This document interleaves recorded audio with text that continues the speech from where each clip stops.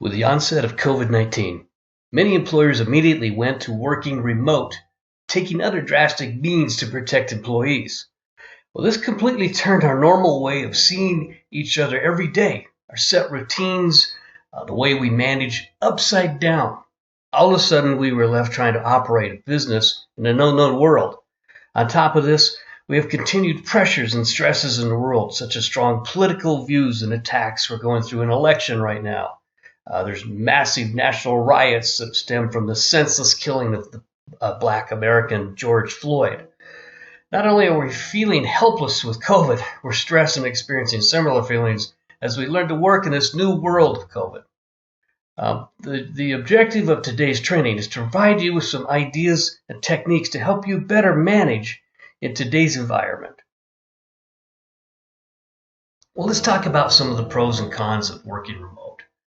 If you look at it from an employee's perspective, working remotely provides them with a lot of freedom and flexibility. They control their environment, their lighting, even how they dress. What they do with this freedom makes a difference in whether working remotely will work or not. Some may be more creative, even more productive, while others might get distracted, do personal things on the clock. Some exempt employees may actually work more hours. Initially, that sounds appealing, but over time, they might burn out and may even be less effective. We want employees to have good work-life balance for better long-term engagement and their own well-being as well. Well, there are a number of challenges we now face with having so many people working remote. All of a sudden, we have no in-person supervision. So how do we know what they're doing? How do we know if they're working or not?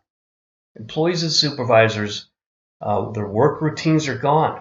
Team integration is greatly reduced. How's their productivity impacted? Are they accountable? And how do we hold them accountable remotely?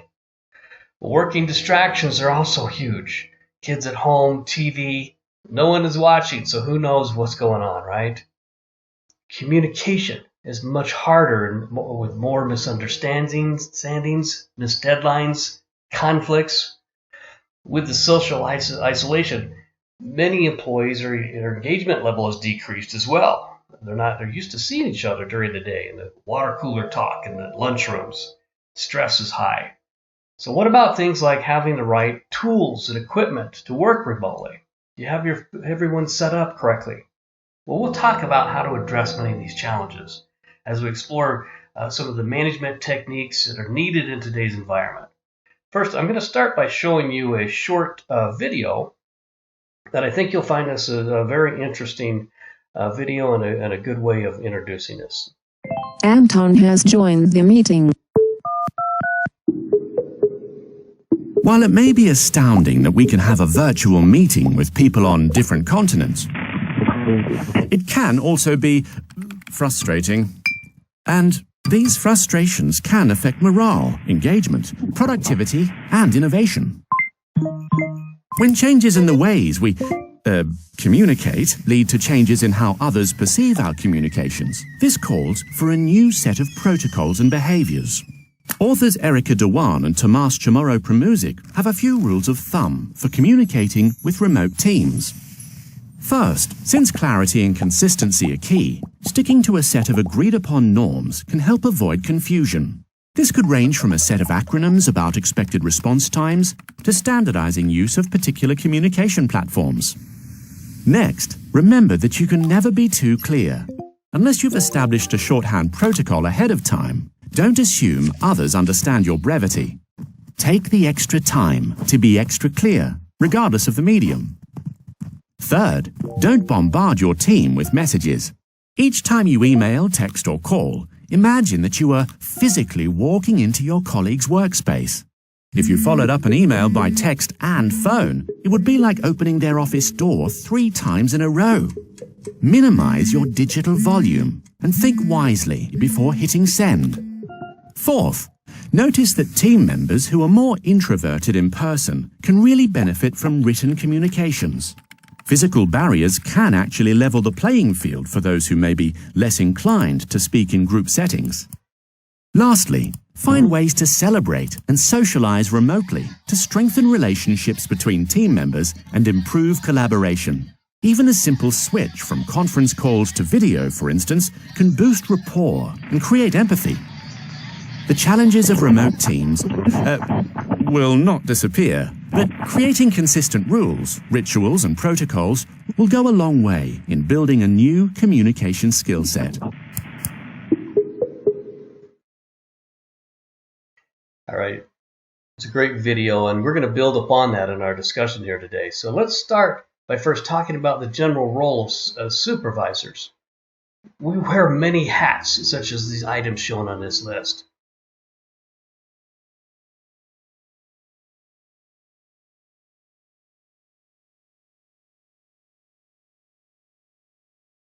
We provide vision, priorities, and direction for the team.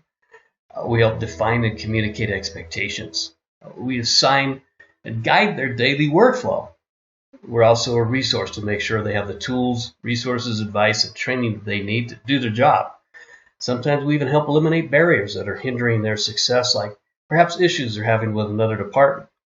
Leaders play a critical role as a coach, gathering data, evaluating the information, and using that to help encourage results, confidence, optimism, and even employee engagement.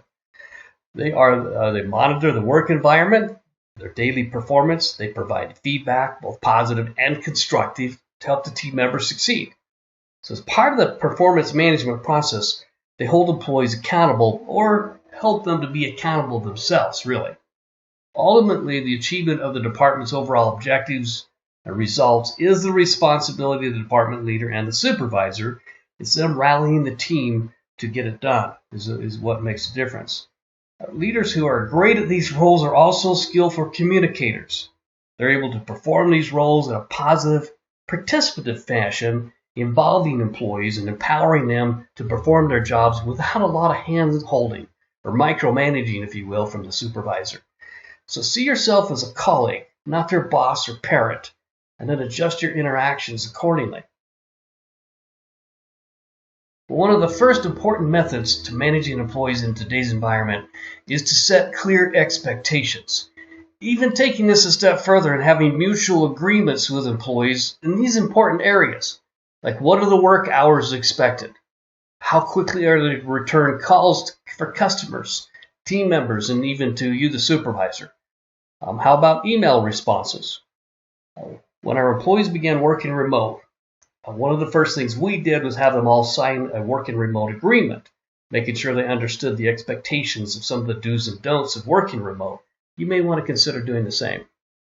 For example, one of the items we had on our list was we did not want them to be on the clock and watching small children at the same time. So how will you reach each of your employees if they're unavailable? You might want to even define that. You do share cell phones, instant messaging, something you might need to work out those details. What performance or output do you expect from each employee? This is real critical. Perhaps start with a clear mutual understanding of the purpose of each job under your direction. Why does it exist? What's the output or deliverable for this position? Next, define the key performance indicators that once complete, they've achieved the purpose of the job. So keep it to 3 to 5 KPIs or key performance indicators so they're more meaningful and focused. Of course, where possible, you want to make sure that they're smart key performance indicators. Do the same thing with any objectives you set.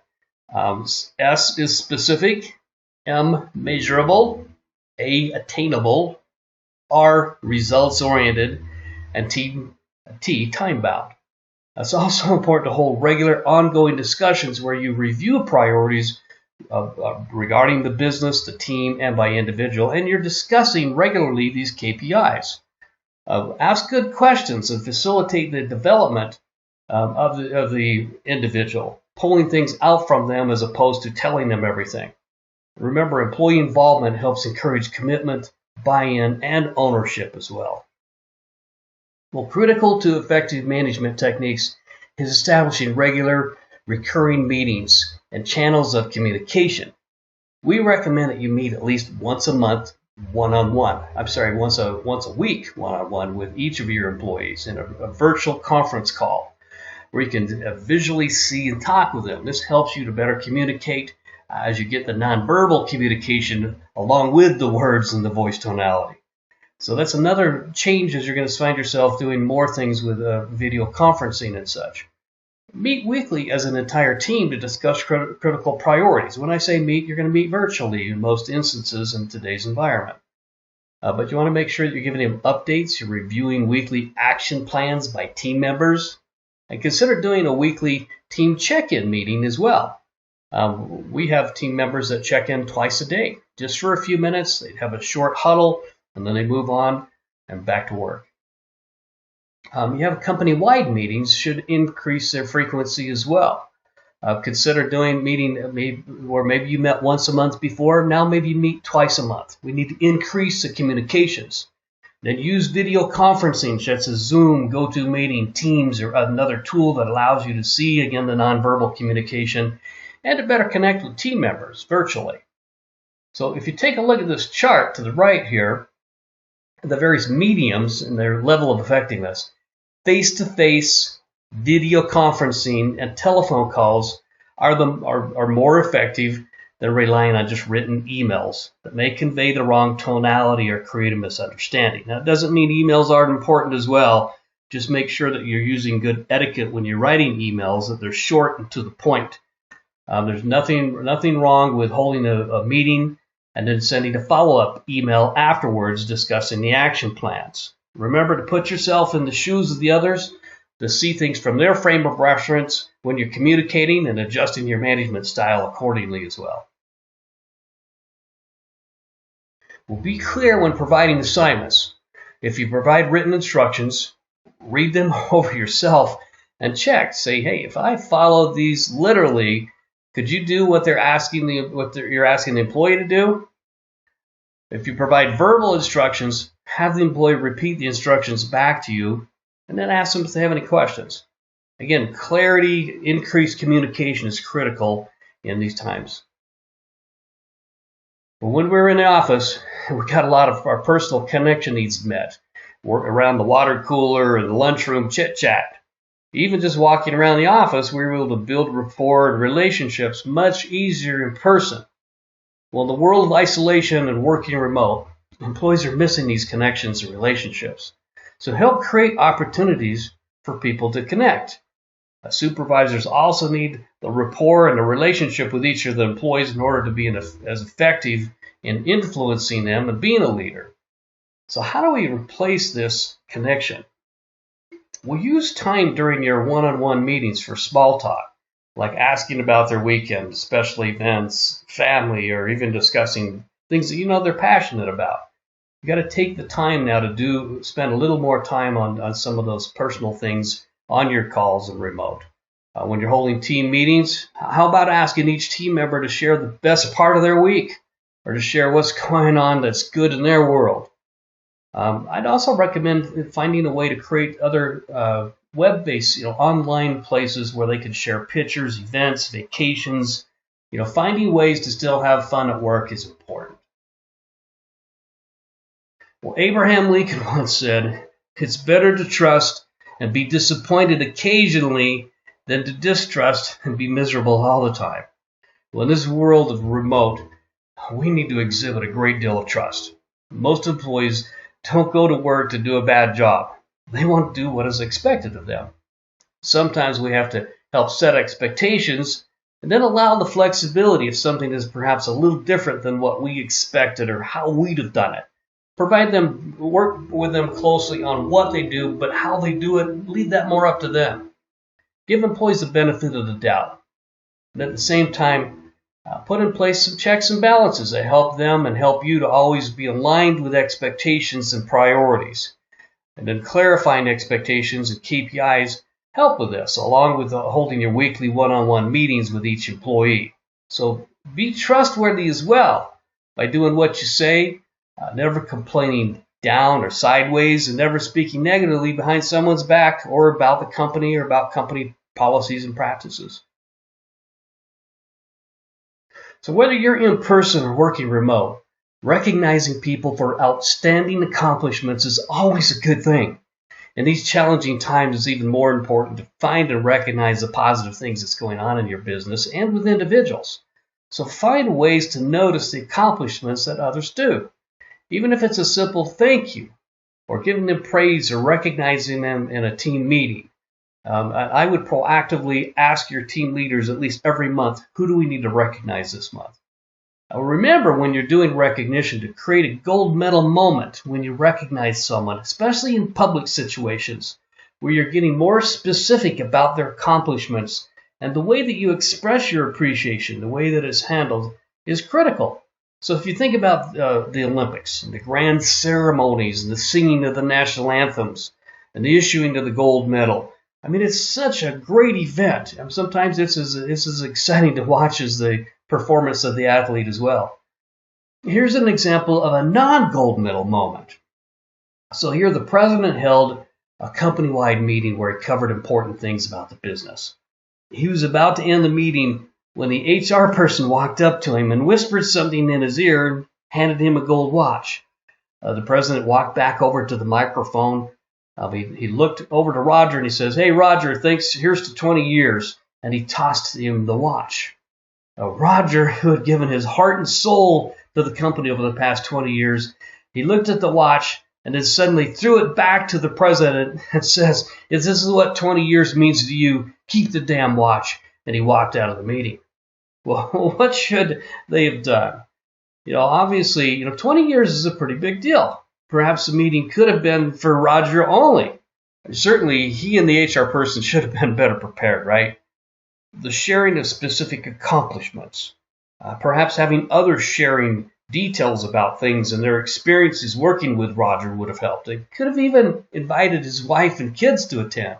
Again, create gold medal moments. We don't have to do this every time we're trying to say thank you, but certainly there are times when things are more significant that we need to do that.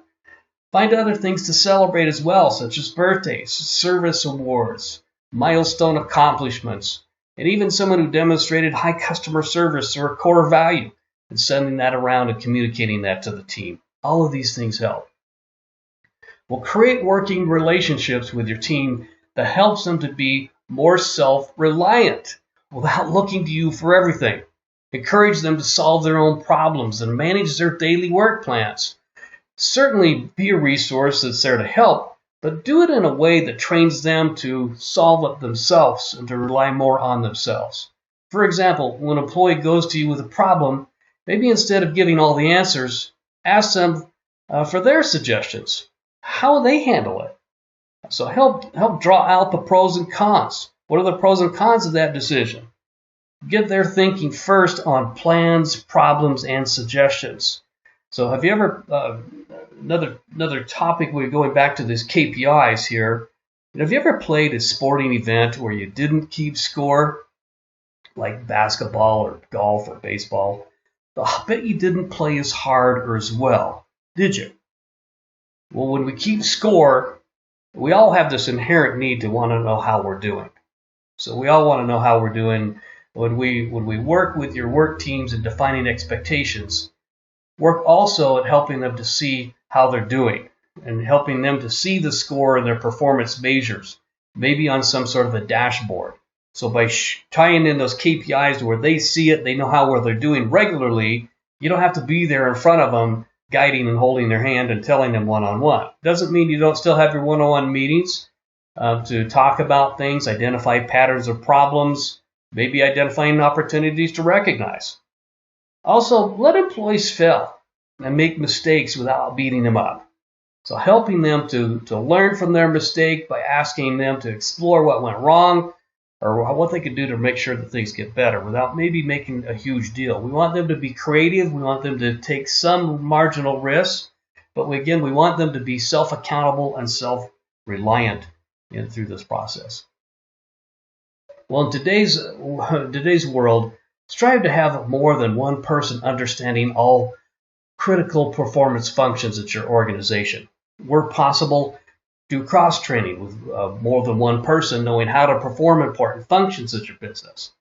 If someone's out sick, they're out on vacation, or they'd like to leave your business altogether, You've not lost critical knowledge or skills. Don't have one person with the magic knowledge or ability. Well, another technique to help you manage team members is to have a clearly defined written procedure for all important work functions that helps govern how things get done, ensuring that nothing falls through the cracks. Everyone knows their roles and there's no misunderstandings. So make sure you define the purpose and the purpose of the procedure, each step involved, and the important roles and actions performed by each department, each position, and individual. Make sure that everyone knows what it is, why it's done that way, and they're encouraged to look for opportunities to improve. Now, important point here, once a written procedure is in place, everyone's expected to follow it exactly until new changes have been approved and accepted. But we do want to encourage them to look for new opportunities. They just need to do it the same way until it's been approved and accepted. Now, an obvious people management technique is to effectively assign and delegate by clearly defining desired outputs, due dates, steps, and milestones, of course involving the employee in this process. So who does what by when? Schedule important projects and actions on a calendar to more effectively ensure that they're handled and delegated. Now, it's a good idea to ask for an employee for their plan, not telling them everything, as we've mentioned. Once you have their ideas and plans, it's okay to make suggestions and negotiate out the final plans and the final actions, again, ending with who does what by when, putting it on calendars, getting it in places where you're all following up and making sure things are getting done. Well, great leaders that create highly engaged teams, they do things like saying thank you. They say things like, what do you need from me to make this a success? Sorry, my fault. I value your contribution. What did we learn from this we can use next time? I have complete faith in you. You've done a great job. What do you think? How could we do this better? Do you have the capacity to do this now? So be that kind of leader that's asking these kinds of questions, and you'll help to really engage your team, especially in this crazy remote world that we're in. Well, how we manage people in today's environment has changed in how we communicate. If there's one key takeaway from this discussion today is learning to communicate differently. The types of channels that are needed, the need to increase the frequency of meetings, the touches throughout the day. We don't have the luxury of seeing people in person every day, and more communication is being done using video conferencing so we can better capture the nonverbal communications and better connect with people. As leaders, we also have to learn to be more flexible. So flexible in terms of work hours, work performed, how it's performed, learning to give more control and empowerment to employees, which can be a great thing.